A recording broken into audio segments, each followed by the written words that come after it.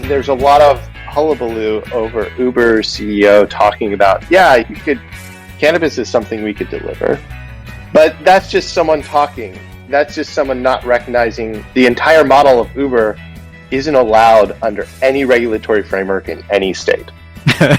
So, sure, they could come in and they would have to completely redefine how they do delivery because you can't do gig. It's not allowed in any state to do gig workers on delivery. Right. From the PodCONX studios, high in the Rockies at the beautiful Beaver Creek Resort, it's the Raising Cannabis Capital Show. Today on Raising Cannabis Capital, we are joined by Zach Pitts, the CEO and founding partner of Ganja-Goddess. Zach, welcome to the show. Thank you for having me. I appreciate you having me on. I'm really excited to have you on the show today. You are in a cannabis sector that we don't have an opportunity to talk about very often because cannabis delivery services aren't available in all states. I thought to get things started, you could give us kind of a brief overview of how the cannabis delivery service works in California. Sure. Traditionally, in the illicit market, cannabis and delivery, they're very closely tied. It's how a lot of people are used to getting their weed, getting it delivered. And so I think there's a long history of that, but it's definitely made regulators a little bit uncomfortable with it at the beginning. But in California, luckily, we worked really hard to introduce the concept of legal cannabis being delivered. And so in California, they've created a licensing system where the state licenses delivery only as well as storefronts that do their own delivery. I see. You mentioned the county or the jurisdiction that you're in provides a license. Does that limit your expansion ability throughout the state, or are you free to move into other jurisdictions? Over half the state's population just doesn't have access to retail cannabis locally. And I think something like 40 to 60% of municipalities aren't even licensing at all. But as a delivery service, we are allowed to deliver to anyone. The part of the Prop 64 that legalized cannabis says that if you're over 21, anyone can buy cannabis. We're able to deliver anywhere in California right now. And we do a scheduled delivery. And it doesn't matter if there's not a local storefront where you live, you can get it delivered. That's huge. That's huge. Yeah. Now, do you use like gig workers to deliver, or do you have your own team of people that do the deliveries? We have our own team of people that does it, and that's actually required by the law and the regulations. I'm assuming that the person that's getting the delivery needs to be present when the package is delivered so that you can verify that. Okay. All right. That makes sense. Delivery is actually one of the safer ways to retail cannabis because they're calling you or they're placing an order to a specific location. They're sharing their ID. So they have to go through a lot of steps if they want to try to steal something. The drivers, they're in unmarked cars. So there's not going to be crimes of opportunity. And there's a specific location that you can send the police to if someone tries to steal from you. Also, because of the pandemic, they've actually eased the restrictions. Now, the regulatory authority, the BCC, has allowed us to drop off the package at the door and from a distance verify that it's the person who ordered. Oh, that's okay. That makes sense. Yeah. now, like one more logistical question. Do you actually have to take ownership of the products and then store them, or can you pick up the products from the dispensary and just deliver them? Yeah. As a license holder, we have to have our own facility that has the products that we buy from distributors. And the distributors are basically taking it from the growers and the manufacturers and then bringing it to us.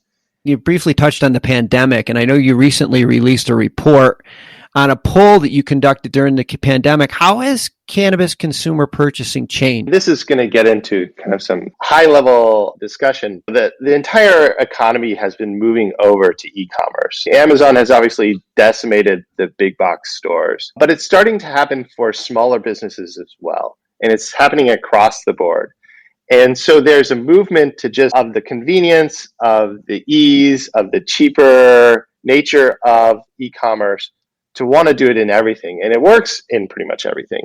And I think with smaller businesses, and I think with cannabis as well, and not to toot my own horn too much, but I think this is what we've really done, is that people are still looking for that curation. People are still looking for a lifestyle brand, and that can still work online, and that can still work in narrow categories as opposed to broad categories like the Amazons and Walmarts. And the pandemic just pushed everyone where we were going anyway on a much faster schedule. But then with cannabis as well, it was the perfect kind of thing to have delivered during the pandemic, because if you're anxious, if you're having trouble sleeping, if you're hanging out at home and bored and you can't go out to a bar, cannabis is perfect for that.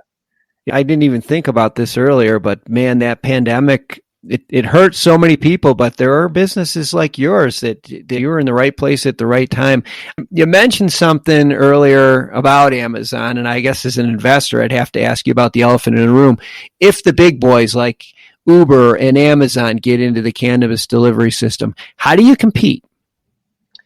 So I think right now cannabis has thousands of small businesses. And in any market, there's going to be mergers and acquisitions. There's going to be consolidation into larger and larger players. And that doesn't mean there isn't still space. You still have small liquor stores, for instance. You still have small grocery stores. But those huge companies are going to come in. The question is, how do you position yourself to either continue to survive in that world, or how do you position yourself to be the introduction to that world for those huge companies? So if we want to be there in a year or two or 3 or 4 when federal legalization happens, that we're perfectly oriented for when a company with billions and billions of dollars comes in and says, I want to figure out how to do this. Let's get you, and you. Yeah. So you have to have an exit strategy. And sometimes that exit strategy is taking advantage of the big businesses coming in. But some of it is also recognizing there's a lot of hullabaloo over Uber's CEO talking about, cannabis is something we could deliver. But that's just someone talking. That's just someone not recognizing the entire model of Uber isn't allowed under any regulatory framework in any state. So sure, they could come in and they would have to completely redefine how they do delivery, because you can't do gig. It's not allowed in any state to do gig workers on delivery. Right. If your muscles and joints need some TLC without the THC, check out MJ Relief, the hemp-based CBD muscle rub, PhD formulated for what aches and pains you. Besides being a pain-relieving, skin-soothing muscle rub, MJ Relief contains no synthetic scents, is paraben-free, and non-GMO. And bonus, a little goes a long way and will up-level your next massage. Now at mjskinrelief.com.